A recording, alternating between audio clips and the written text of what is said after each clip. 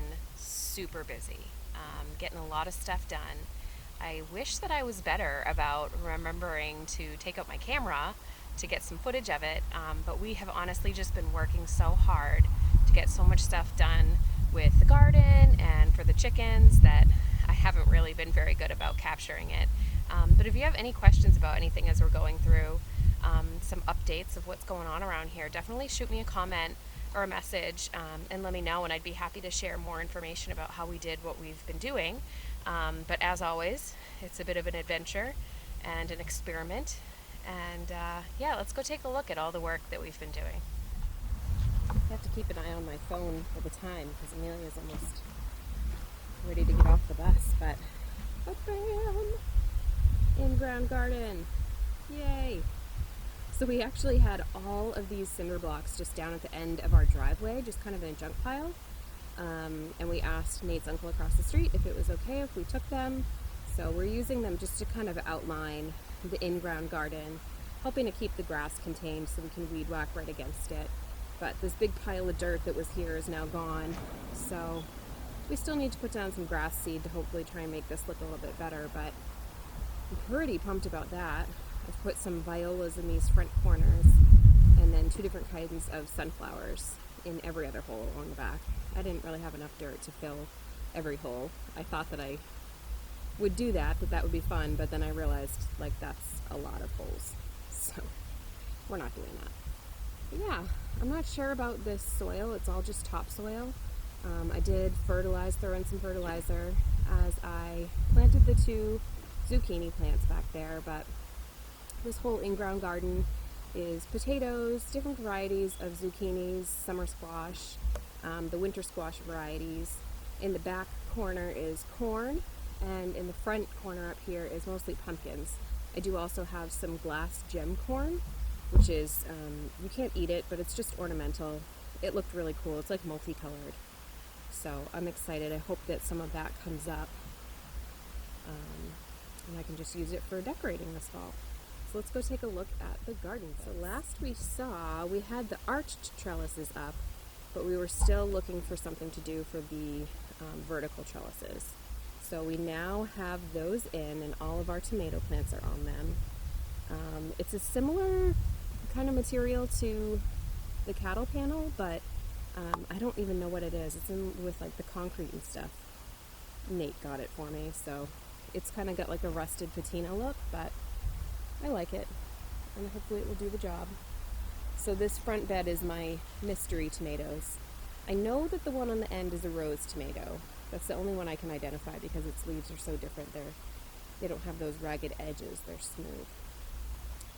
And an okra plant in the corner, which doesn't seem to have sprouted. I think I might try planting another seed, just in case that one didn't take. My zinnias in this corner are starting to pop up.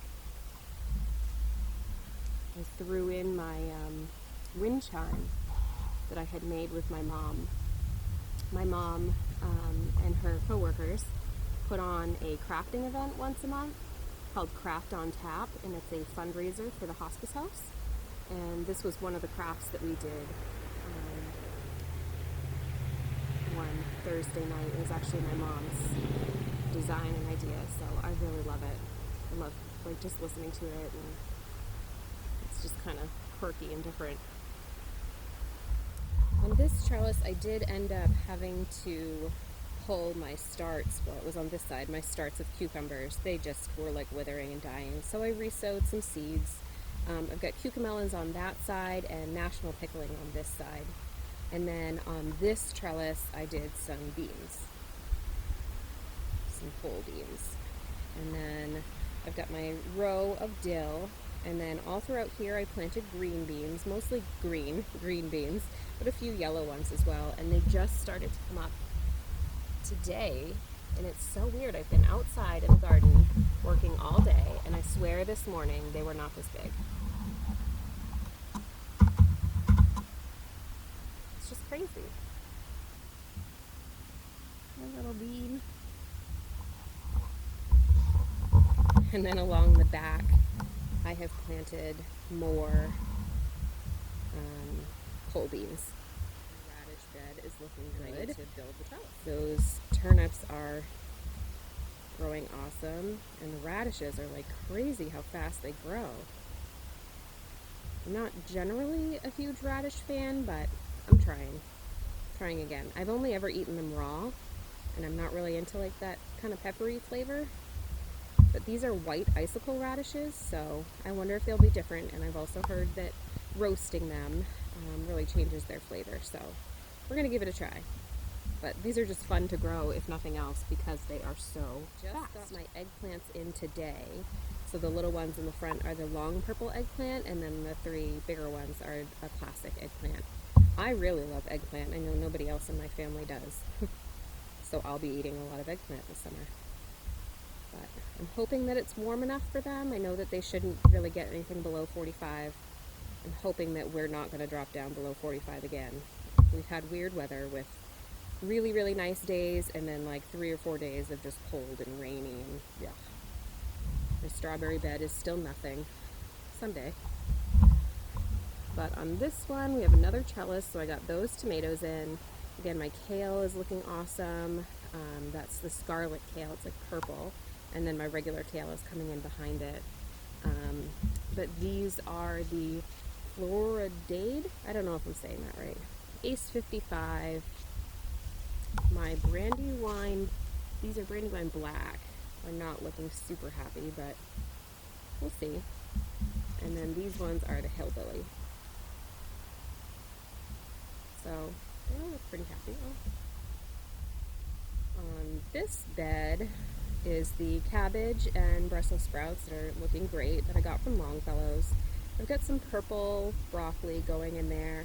I threw in my Sungold cherry tomatoes. Funny story. Just 3 little I, as you know, planted way too many seeds. I started way too many plants, mostly tomatoes. I just got really excited about all these really cool heirloom tomatoes that you don't see them in the grocery store. So I'm really excited to grow some stuff that I've never eaten before.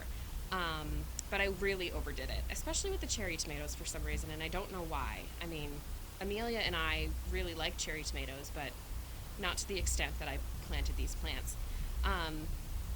So even after giving away like a bunch to family and friends and stuff, I had 107 tomato plants and like 35 pepper plants that were just extra that I could not fit in this garden and had no use for. So I had to go and put them by the side of the road with a sign for $1. I was basically just trying to give them away. And maybe make a little bit of money to be able to buy seeds again, let's be honest. But I did pretty good. I sold almost all of them, and I don't know, I got like $40 or something. So that's going to be my seed spending money when we go on vacation to Branson, and I get to go visit my plant table. And the ones that are left here are looking a little scraggly. I mean, some can definitely be salvaged, but I have a friend who's doing a garden at church, so I offered to just let her take them to see if they can salvage them and grow some food for some kids.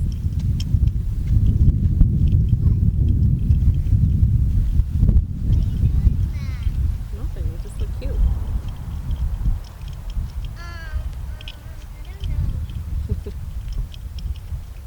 You want to come look at what I've done in the garden today?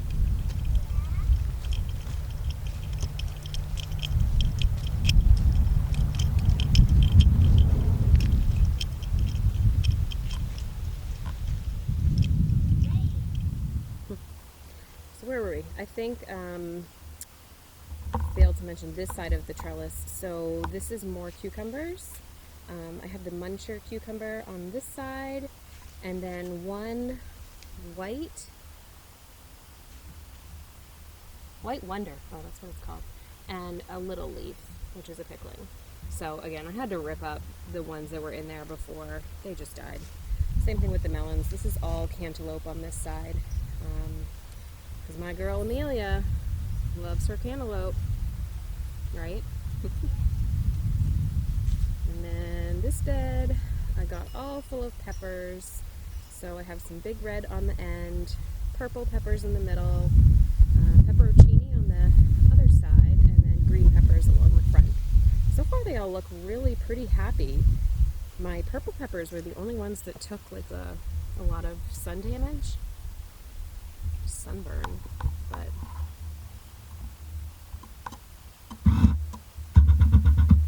did you water them today? they seem to be okay. And then along the back here again, I've got another one of these trellises that Nate put up for me with more tomatoes. So there is the Big Beef, a Brandywine Pink too, Mortgage Lifter, and the Floridae. Nope, Pineapple. The pineapple looked a little sad. Hopefully they'll pick it up, because that one looked fun. And then yeah, I think everything else is pretty much the same as you've seen before. More carrots and onions. I did get my black cherry tomatoes in there. This trellis, this arch, is melons. So this whole side is the Crimson Sweet watermelon, and then on this side is the Sugar Baby, and then one orange flesh honeydew and one green flesh honeydew. Trying to get Amelia to like honeydew. I think she does. What's honeydew? It's another kind of melon. Like The green kind? Yeah. I like that one. Oh, good. What did you say the other color? It's just another color, an orange honeydew. And why then do you like so my that? broccoli, my cauliflower. I don't know about these. We'll see. It's getting pretty warm. So, I don't know. More cauliflower, more broccoli that I threw in as seeds. So they're just little tiny babies. There's nothing on this trellis yet, but the plan is for winter squash to go on there. I'm going to let this row of spinach grow up and harvest it before I do that, which really shouldn't take too long because look how crazy these things grow. So these are lettuces and spinach. So I've got the tangle leaf lettuce, the bib butterhead, red romaine, and spinach, and then the pattern just repeats. And then along the back are my sugar snap peas. I just learned the other day that Nate likes these. I never knew. We've grown them before. And you know, I would pick like a few here and there and I would eat them, but I just assumed that he didn't like them either. But he told me the other day that he would come out to the garden and just eat them raw too, so that was a nice little surprise. I think I may have planted a few too many, but I'll thin them out. I'm just letting them go for now because they're so pretty. It's so nice to finally see I'm some life. super excited to show you. People, my friends and family, all the time are saying to me, Danielle, I thought you were a city girl. And I mean, I guess I was. Homesteading or farming or just trying to raise a little bit more of our own food and be a little bit more self-sustainable has always been a dream of mine. So I have certainly found myself doing things that I never thought I would, being a lot less bothered by cleaning up chicken poop or killing ticks with my bare hands. But you do what you got to do. And so the worm farm has been going really great. It was just like way too full, and the worms were like exploding out of that thing. So I really needed to deal with it. And what I did, I don't have like a good screening system. I don't know how people do this, because I tried like a colander and I tried like a strainer that's more like a metal strainer, but like I couldn't get it so that just the castings would come out but the worms wouldn't. So I ended up going through this entire bin scoop by scoop, and I used my little strainer thing, but I would just kind of like toss it around and pick all of the worms out by hand. So I sat there for like probably an hour and picked out hundreds of worms out of the worm castings and separated out the worm castings. So I ended up with this bin of worm castings, and what I've been doing is I just filled it up with water and have been using that water to water the garden today. So hopefully that gives everything a nice boost of nutrients and whatnot from the worm castings and what's been absorbed into the water. And it doesn't look so pretty, but I mean, you would pay a lot of money for this, so I'm pretty pumped that I made it and that, I don't know, I played with worms for an hour and wasn't grossed out about it. I mean, you had to do it barehanded too. Like, I tried to do it with gloves. You've seen me use the gloves before. And you can't grab a little baby worm with gloves on. You gotta do it bare hands. So I was just like knuckle deep in worm poop, and whatevs. It makes awesome fertilizer. So there it is. It's so bright, sorry, but that is like black gold.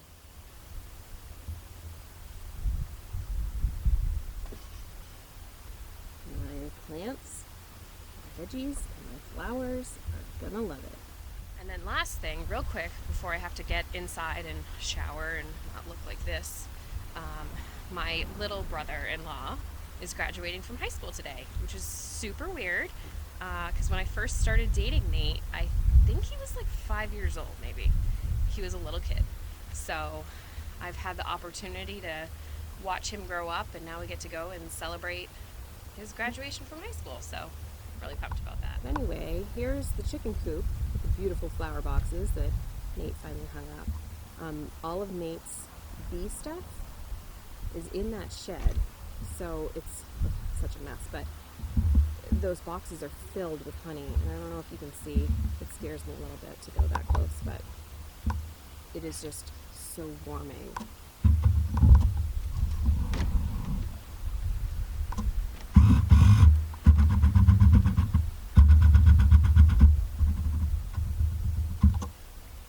Swarming with bees in there. I'm not going in there.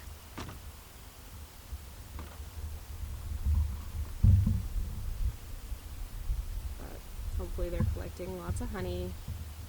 Go feed their hive. Make more honey for us. It'll be awesome. But yeah, so our layers got moved.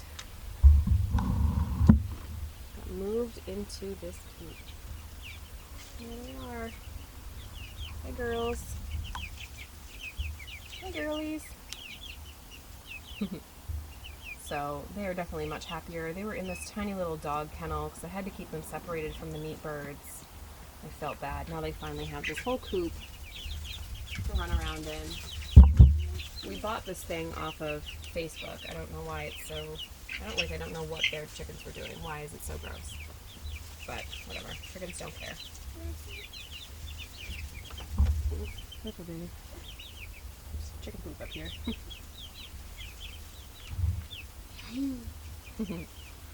So we have 8 laying hens, soon to be hens.